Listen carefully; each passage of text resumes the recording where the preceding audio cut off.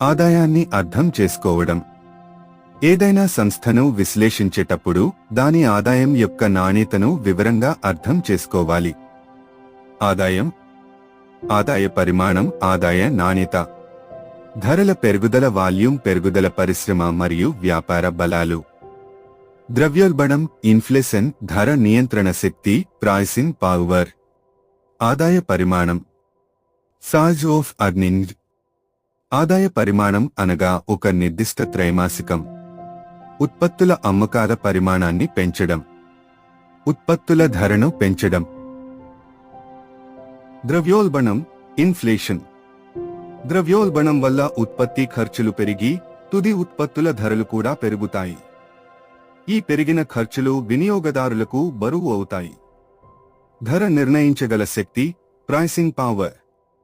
ధరను పెంచినప్పుడు వినియోగదారుల డిమాండ్ తగ్గకుండా ఉంచగల శక్తిని ప్రైసింగ్ పవర్ అంటారు. ఉత్పత్తి ధరలు ద్రవ్యోల్బణంతో సమానంగా లేదా కొన్ని సందర్భాల్లో దానికన్నా వేగంగా పెరుగుతాయి. దీన్ని ధర నిర్ణయ శక్తి అంటారు. ఇది అమ్మకాల పరిమాణాన్ని తగ్గించకుండా ధరలను పెంచగల సామర్థ్యాన్ని సూచిస్తుంది. నాణ్యత, క్వాలిటీ ఆఫ్ ఎర్నింగ్స్. ఆదాయాన్ని అర్థం చేసుకోవడంలో రెండవ ముఖ్య అంశం ఆదాయ నాణ్యత.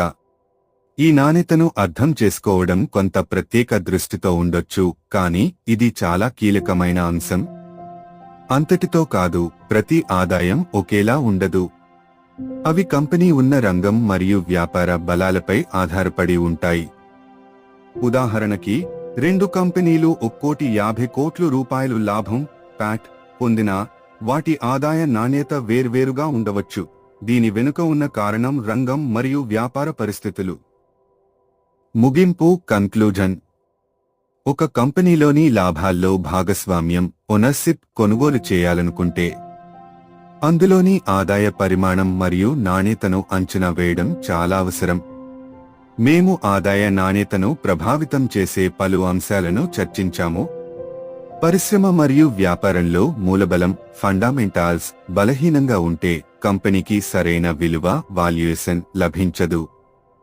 మా హోల్డింగ్ సమయంలో ఆదాయ నాణ్యత మెరుగుపడితే మనకు ఉండే ప్రమాదం తగ్గుతుంది. లో ఒక క్యాటలిస్ట్ వంటి అంశం కారణంగా కంపెనీ వేగంగా అభివృద్ధి చెందుతుంది.